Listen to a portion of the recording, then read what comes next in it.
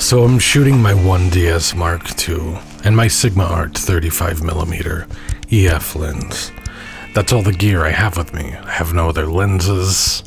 I didn't bring a bag. I don't have a spare battery. Not for the 1DS Mark II, not for the GoPro hanging around my neck, and of course not for my phone, with which I'm capturing video through the viewfinder of the 1DS 2.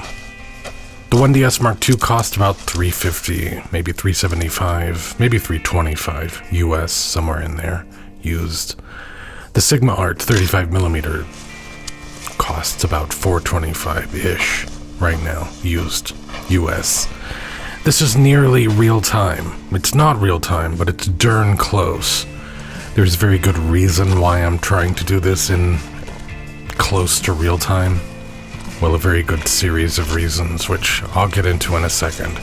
But ultimately, as I was editing, for watchability's sake, I removed some sections, both photos and video, and I cut down the endless walking quite a bit. There was a lot of walking. Sometimes a few minutes between shots, 5 minutes, though often shots were only seconds apart, so to prevent it from reaching untold levels of monotony, yeah, I cut it down a bit. So I don't want to misrepresent, it's not really real time, but it started out as real time. That was my intention while shooting it, to present every excruciating detail, but I just couldn't, in good conscience, do that to you. Though also at some point the app I was using to shoot video on my phone, not the native app, a third-party app, froze, and I had to restart it. Fortunately, that didn't cause me to lose the file. Then later the GoPro also shut off for some reason, and I had to restart that. Then the phone froze yet again. So this is unusually close to real time for me. And I'm showing most everything I shot, but stuff I didn't include had nothing to do with how bad it was versus the stuff I included being the, quote, good stuff. It was all just in the interest of time, and the stuff I removed is just more of the same. I did want this to be as accurate a reflection of a morning of shooting as possible. That's not really why I decided to do the video this way, real-time-ish, but as I was already doing it this way, that seemed an obvious goal. I'm shooting everything with my 1DS Mark II in black and white, if that was somehow not apparent. Some shots clearly would have looked better in color, but likewise some really benefit from their black and whiteness. But that was another decision I made in advance. Black and white. Real time. Black and white. I often daydream about switching to black and white solely, and really trying to master that. Completely deny myself color. Possibly forever, or maybe just for 1 year. But something holds me back. I'm not even sure I really know what it is. But at least for right this second, that's what I'm doing. Oh, and some of these have been retouched a little bit. A stray branch or bush removed here and there. Nothing extensive. So I am somewhat into DSLRs in general.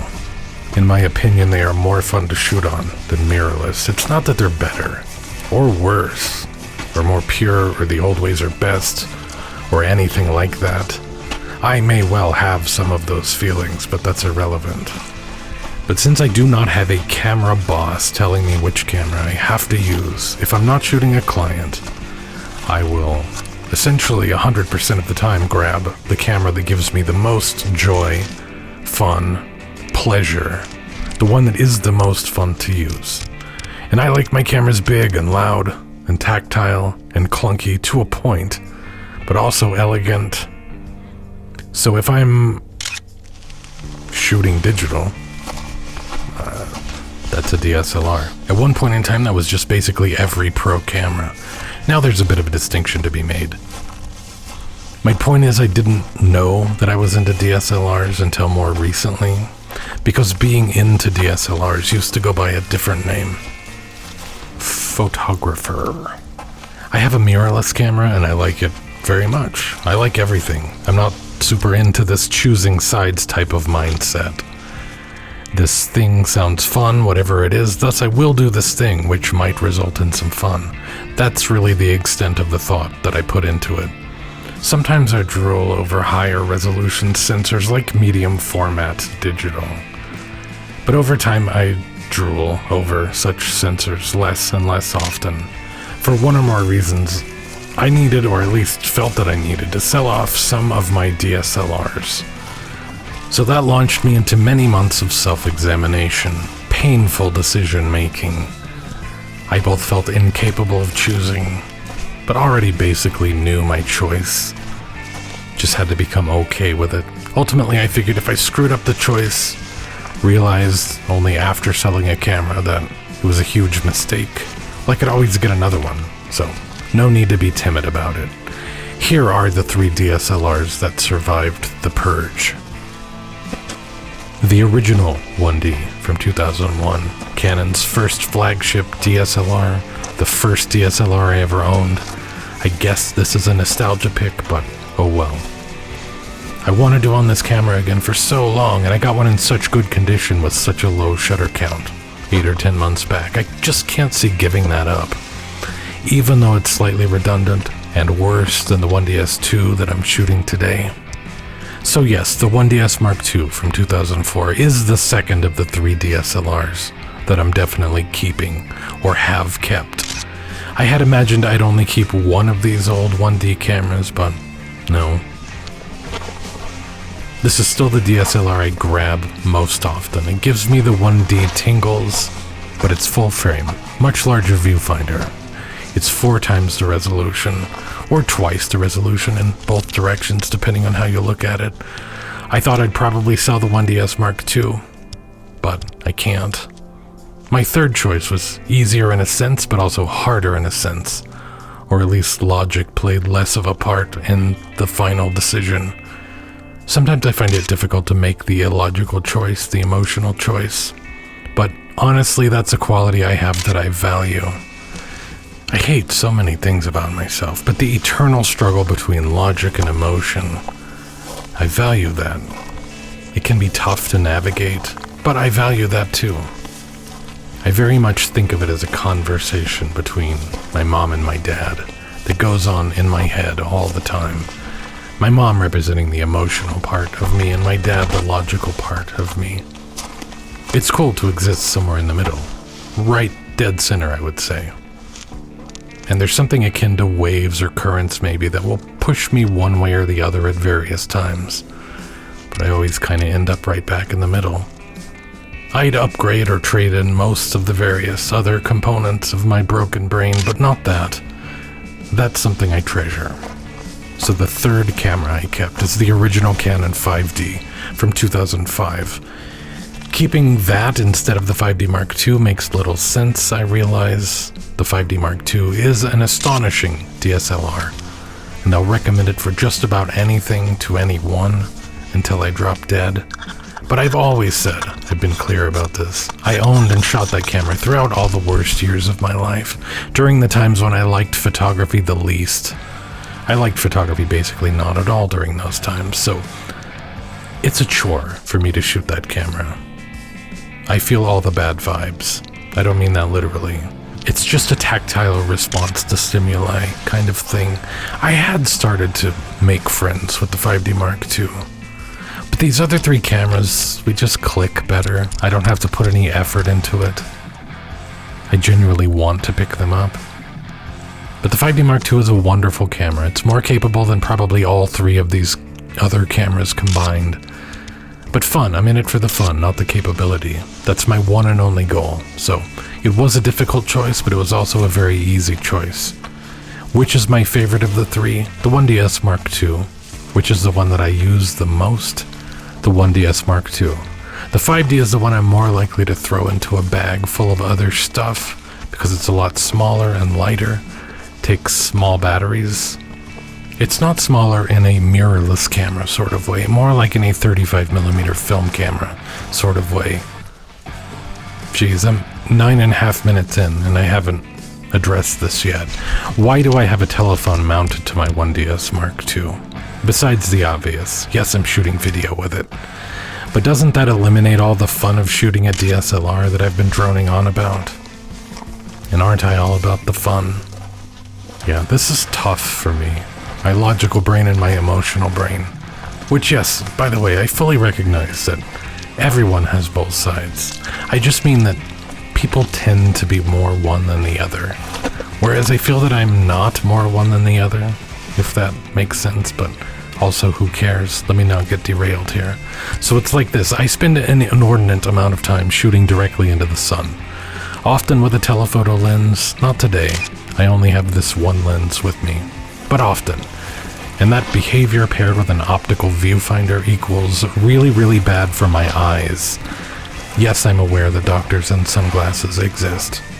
The problem here is one of behavior. I will climb up and down things I have no business climbing up or down.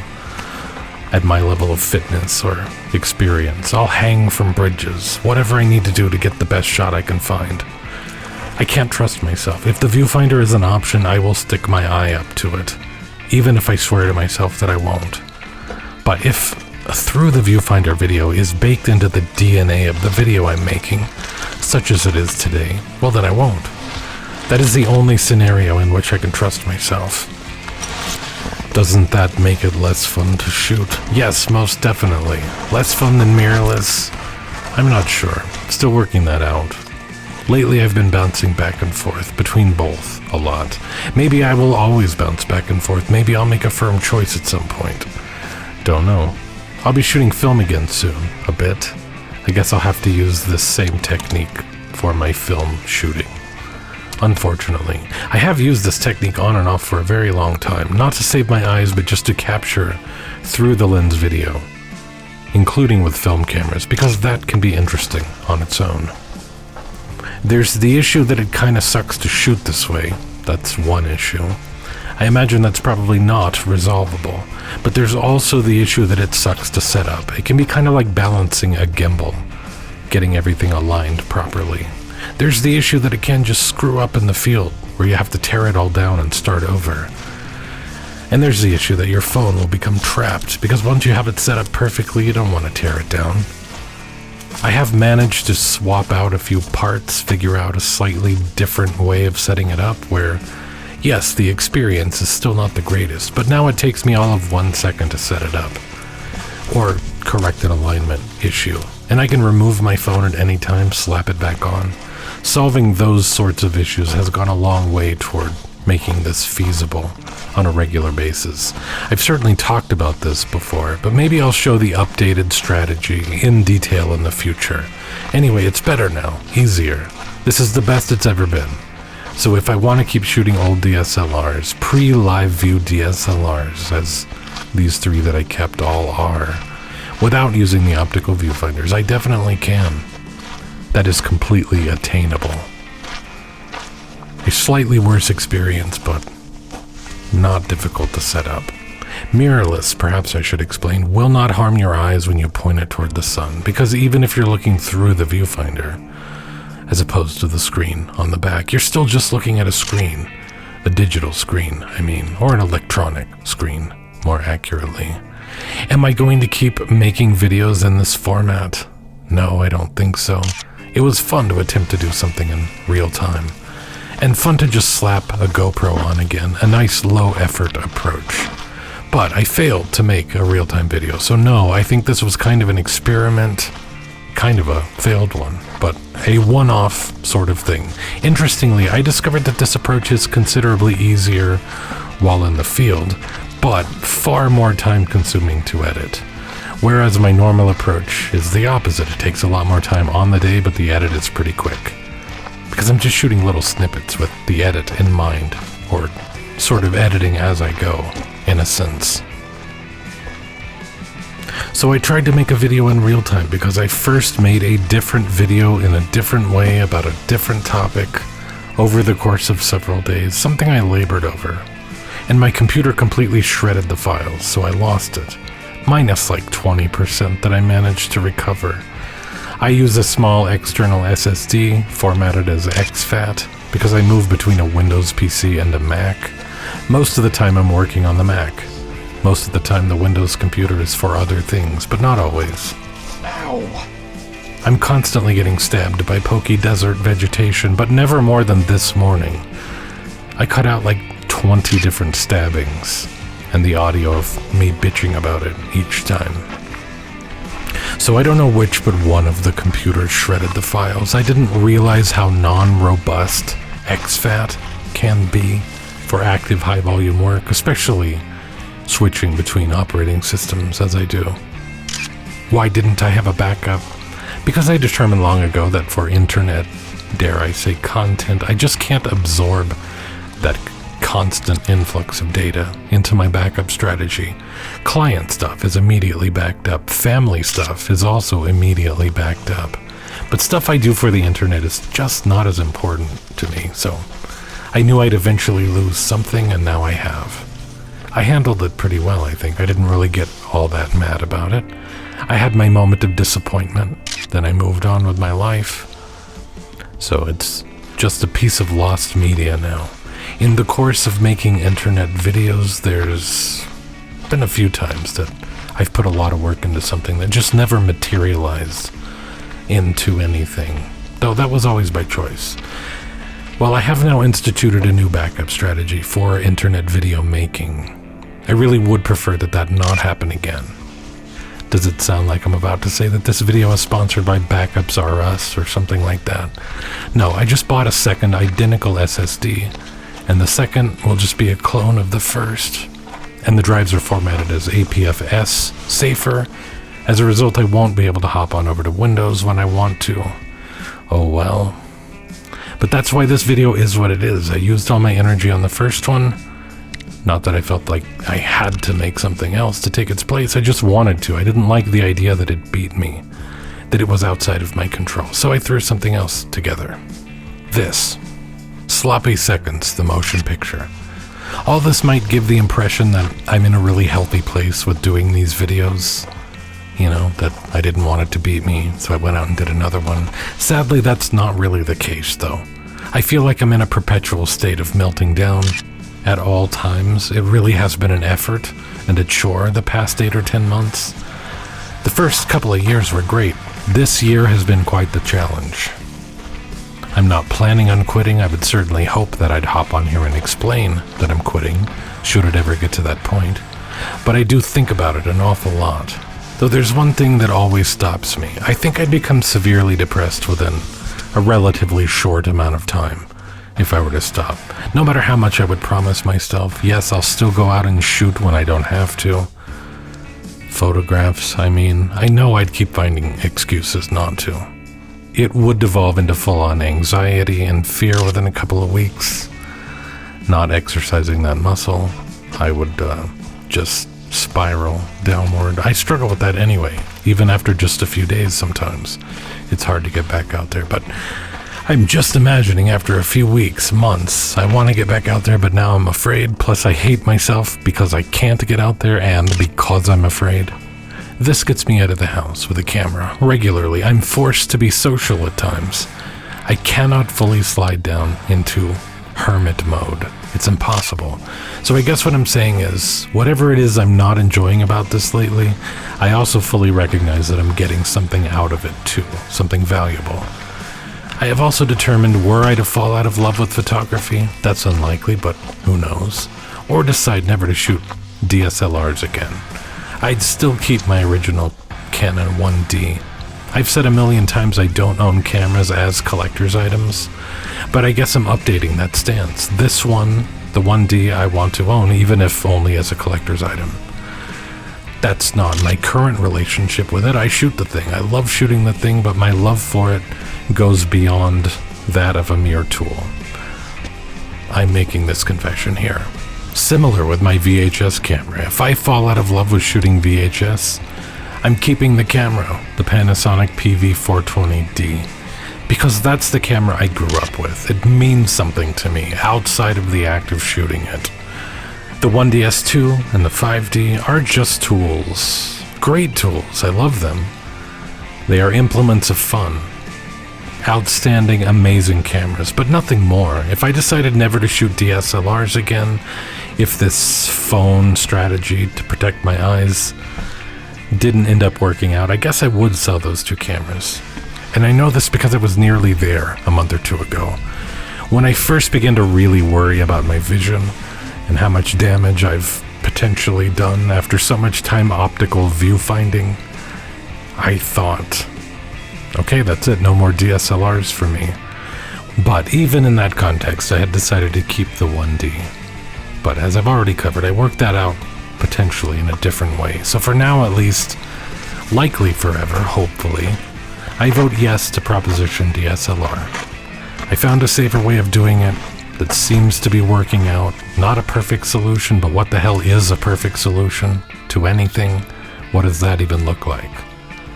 But I think this is profoundly true, and that is going out, grabbing some photos, having fun while doing it requires two main components to be in place, or actions on your part, or mine more specifically. Thing one, find a camera that's fun to shoot.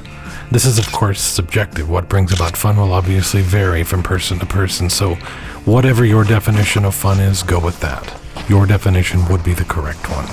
For me, that's something like this, the 1DS Mark II. I love the way it feels, how affordable it is. That's important to me. I like the idea of doing more with less from a technological standpoint. Plus, I just like old tech, old gear, stuff with history to it. Maybe for you it's the latest and most expensive model. That equals fun. That's fine if you can afford it. Maybe it's film, maybe it's your phone, maybe it's a drone. Whatever it is, use that. It makes a difference. That's why I let a few DSLRs go. I kept the ones that brought me the most joy, that were and are the most fun to me personally, consistently. Were I choosing a camera based on what's going to serve me best at paid gigs, wedding photography, well, I'd choose a camera using very different criteria. Fun wouldn't really enter into it. Thing two, don't shoot a bunch of duplicates. Heavy duplication comes a bit too close to tedious work to ever actually be fun. Yes, you might get a slightly better shot, 10% better, but 10% better won't get you out of the house day after day. Fun will always get you out of the house. So I've been making videos at a slower rate for the last month or two. That might continue for a while, or I might take a few weeks off, try to come back refreshed, or with a new plan, or a plan at all. I'm tempted to try something radically different, but maybe that's overthinking it. Most of all, in an ideal world, what I'm looking to get out of it is fun, but I'll settle for just healthy time outdoors, doing something I enjoy, potentially. I'm sure you've known someone who's fallen in love with film photography. It happened to me once. I fell in love with film photography a handful of years back. More than anything, what I fell in love with was the very slow pace of film photography. The need to not overshoot due to the costs involved. Money and or time, developing yourself, and scanning. The cost of film. Ultimately, I realized that I could switch back to digital, but take the ultra-slow pace with me. The restraint, or whatever it takes to not overshoot. Plus, I'm still getting my old gear fixed shooting these DSLRs. I still like film though. As mentioned, I'll be doing more of it soon. There are those who will try to make you feel bad for checking your exposures on the back of the camera. I personally find that ridiculous. Yes, absolutely check your exposures if you want to. Sometimes I check mine, sometimes I don't. I think that's coming from a, hey, you're not cool if you have to check your exposures kind of place. Or look up when crossing the street. Infantile nonsense. That's not at all what I'm talking about by suggesting that photography is more fun when you don't shoot a million shots of the same thing. Slowing down, limiting yourself, if you're not used to doing it, will absolutely transform the experience. I mean, it did for me. We're obviously not the same person. Yes, I probably would tend to overshoot if I'm doing portraits, certainly wildlife, really paid work of any kind, especially if I don't get off to a great start. But as mentioned, that's just a different thing with different goals. Yes, you're going to screw up more shots the way that I'm suggesting, but it'll be worth it if you think long term. Now you have a reason to go back out and do better next time. It's not about feverishly creating all the photographs that could possibly ever exist all at once, then plopping down on the couch, announcing your retirement. It's more of a lifestyle thing. Just simmer down, try not to burn out in 3 seconds. Anyway, I guess that's it for me this morning and my real-time black and white DSLR adventures featuring, of course, the Canon 1DS Mark II. Goodbye.